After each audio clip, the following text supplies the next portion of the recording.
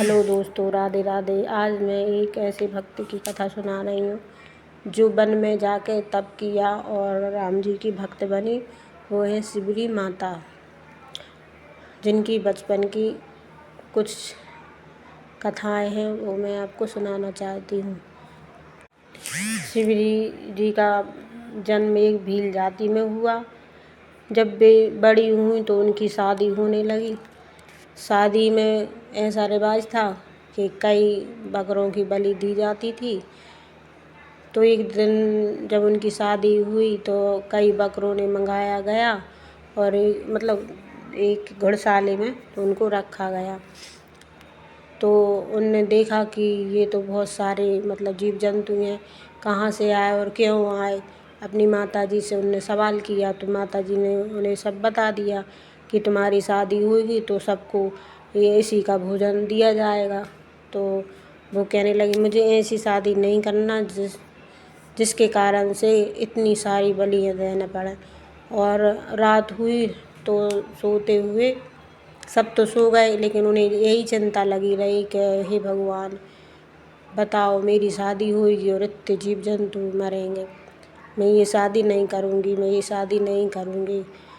तब उन्होंने फैसला लिया कि ये जीव जंतु को मैं छुटकारा दिला दूँगी और मैं घर से भाग जाऊँगी।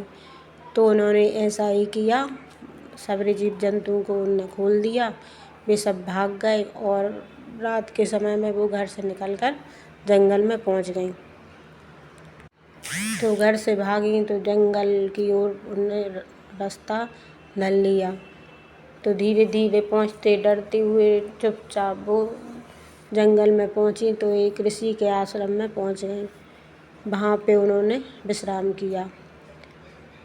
तब एक दिन क्या होता है कि उन्होंने सोची अब ऋषि जी से कैसे वार्तालाप हो और कैसे हमें स्वीकार करेंगे। तो वे आधी रात के समय झाड़ू बुहारना चौक को साफ करना उनकी सेवा में लग गई। अब ऋषि सोचे सुबह उठ के कि ये किसने किया, सोच के ही रह जाए।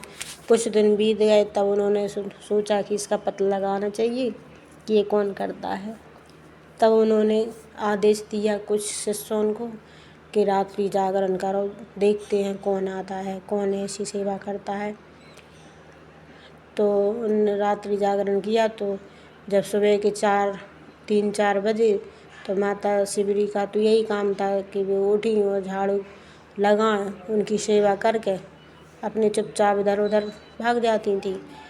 तो उन्होंने देखा एक लड़की है और वो सफाई कर रही है। तो उन्हें पूछताछ की तो वे हाथ जोड़ के बोली कि हे ऋषिवर, मैं भील जाति की एक शिवरी हूँ, मेरा नाम शिवरी है। मैं भील जाति में मेरा जन्म हुआ है और मैं आपकी सेवा करना चाहती हूँ, पर जाति के हिसाब से मैं आपकी बराबरी नहीं कर पाती थी, लोग आपको ताने देते, इसलिए मैं चुपके से आपकी सेवा कर रही थी। तो ऋषि प्रसन्न हो गए और उन्हें उनकी सेवा में रख लिया। तो इस कारण से कुछ और ऋषि उनसे रुष्ट हो गए। मतंग ऋषि से रुष्ट हो गए कि ये भील जाति की है, हम आपके आश्रम में अब नहीं आएंगे। तो ऋषियों में मतभेद हो गया, लेकिन मतंग ऋषि ने उनको नहीं त्यागा। कहने लगे आप यहाँ पर रहो, और उन्हें गुरु मंत्र दे दिया और उन्हें अपना शिष्य स्वीकार कर लिया। तब गुरु मंत्र जपते जपते वे उनकी सेवा में लग गई। होते होते एक तालाब में वो पानी भर पे जाती थी। तो ऋषियों ने उन्हें रोक लिया, कहीं हम इस तालाब का, अगर शिवरी ने इस तालाब में पानी भरा तो हम इस तालाब का पानी नहीं पिएंगे। ऐसा उन्होंने विरोध किया तो उस तालाब में कीड़े पड़ गए तो तालाब में कोई जाता ही नहीं था। तो ऋषि का समय पूरा हो गया था। मतंग ऋषि अपनी समाधि लगा कर स्थिर हो और अपने धाम को जाने लगे। तो माता शिवरी बोली कि हे गुरुवर, आपके सहारे से मैं यहाँ पर रह रही थी, आप नहीं रहेंगे तो मैं कैसे रह पाऊँगी, और मैं भी आपके साथ में चलती हूँ, मैं आपके बिना नहीं जी पाऊँगी। हे भगवान, मैं आपके बिना नहीं जी पाऊँगी। तो ऋषि बोले कि तुम यहीं ठहरो और तुम्हें भगवान के दर्शन होंगे आगे चल के, तुम भरोसा रखो। इसी गुरु मंत्र का आप जाप करते रहना, आपको आगे भगवान का दर्शन होगा। तो माता सबरी ने उन पे विश्वास किया और वहीं पर रहने लगीं। तो उन्हें कई हज़ारों वर्ष बीत गए पर भगवान नहीं आया, तब भी उनका भरोसा डगमग नहीं हुआ। वो इंतज़ार करती रहीं। ऋषि मुनि और भी मार्ग के जो लोग थे वो सब उन पे हंसते और कहते कि देखो आ गए इनके राम, आ गए इनके राम। लेकिन किसी की बात पे उन्होंने गौर नहीं किया। वो अपने भगवान गुरुवर पे भरोसा करती रहीं। गुरु के प्रति उनकी रत्न सेवा विश्वास ही उन्हें इस मार्ग पे ले आया। तब वे फिर पूछती हैं, जो कोई ज्ञानी मुनि उनके आश्रम में आए तो उनसे भी पूछती हैं कि हे भगवान राम कब आएंगे, राम कब आएंगे। तो सब धीरज बंधा के चले जाते थे। उसी समय का एक भजन है, मैं आपके लिए सुनाती हूँ। कि शिबिरी पूछ रही संतों से मेरे घर कब आएंगे राम। शिबिरी पूछ रही संतों से मेरे घर कब आएंगे राम। शिबिरी बन मन भटक रही हैं बेर तोड़ के लाम। शिबिरी बन मन भटक रही हैं बेर तोड़ के लाए। खट्टे मीठे चाख के रख रही खट्टे ना मिल जाए। शिबिरी पूछ रही संतों से मेरे घर कब आएंगे राम। शिबिरी पूछ रही संतों से मेरे घर कब आएंगे राम। काहे के उन बैठक डारूं कहा पखारूं पाँव। काहे के उन बैठक डारूं कहा पखारूं पाँव।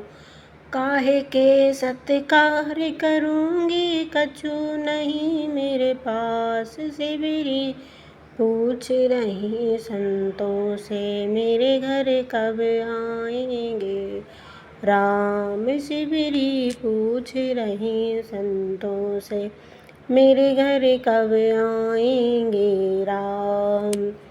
चंदन पट का बैठक डारूं नीर पखारूं पाँव। चंदन पटला बैठक डारूं नीर पखारूं पाँव। कि बेरों के सत्कार करूँगी, बेरों के सत्कार करूँगी यही हमारे पास। शिबिरी पूछ रही संतों से मेरे घर कब आएंगे राम। शिबिरी पूछ रही संतों से मेरे घर कब आएंगे राम। शिबिरी पूछ रही संतों से मेरे घर कब आएंगे राम। शिबिरी पूछ रही संतों से मेरे घर कब आएंगे राम। राम तो बड़े ही प्रेम सिखावे लक्ष्मण करें विचार। राम तो बड़े ही प्रेम सिखावे लक्ष्मण करें विचार। राम की नज़र बचा के वे फेंकी, राम की नज़र बचा के फेंकी बेबूटी बन जाए। शिबिरी पूछ रही संतों से मेरे घर कब आएंगे राम। शिबिरी पूछ रही संतों से मेरे घर कब आएंगे राम। शिबिरी पूछ रही संतों से मेरे घर कब आएंगे राम। लक्ष्मण को जब शक्ति लगी है, लक्ष्मण को जब शक्ति लगी है बेबूटी घोर पिलाए। लक्ष्मण को जब शक्ति लगी है, लक्ष्मण को जब शक्ति लगी है बेबूटी घोर पिलाए। हर्षित खड़े हुए लखन भाई, हर्षित खड़े हुए लखन भाई। बेबूटी पिलाए सबरी पूछ रही संतों से, मेरे घर कब आएंगे राम। सबरी पूछ रही संतों से, मेरे घर कब आएंगे राम। तो राम जी जब वन में आते हैं तो शिवरी माता का पता पूछते पूछते उनकी कुटिया के पास जाते हैं। तो माता शिवरी को दर्शन देते हैं और उनसे सीता जी का पता पूछते हैं। तब शिवरी माता को राम जी ने नवदा भक्ति बताई, जो रामायण जी में वर्णन है। और माता शिवरी ने सीता जी का पता बताया, जो कि राम जी को पता भी था, लेकिन फिर भी उनसे पूछा तो उन्होंने बताया कि रावण हर के ले गया है। आप पंपापुर को जाइए, वहाँ सुग्रीव से आपकी मिताई होगी और हनुमान जी तुम्हारे मित्र बनेंगे। तो राम जी शिवरी माता को नवदा भक्ति में वर्णन करते। मैं तो एक आध ही चौपाई के अनुसार आपको समझाने की कोशिश करूँगी। बहुत बड़ी कथा है, मैं इसका विस्तार नहीं बता पाऊँगी। तो प्रथम भगत कर संगा। तो राम जी के माता सबरी को दर्शन हुए, उन्होंने दृढ़ विश्वास किया अपने गुरु पे, तो भगवान ने उनको दर्शन अपनी कुटी में आकर दिए और राम जी में ही सबरी माता समाहित हो गईं। योग अग्नि में उनने शरीर को त्याग दिया। भक्ति की महिमा बड़ी महान है और सबरी माता की महिमा भी महान है, इसका कोई वर्णन नहीं कर सकता। बहुत बड़ी कथा है, तो इसे छोटे रूप में ही हमने समझाने की कोशिश की है। राधे राधे।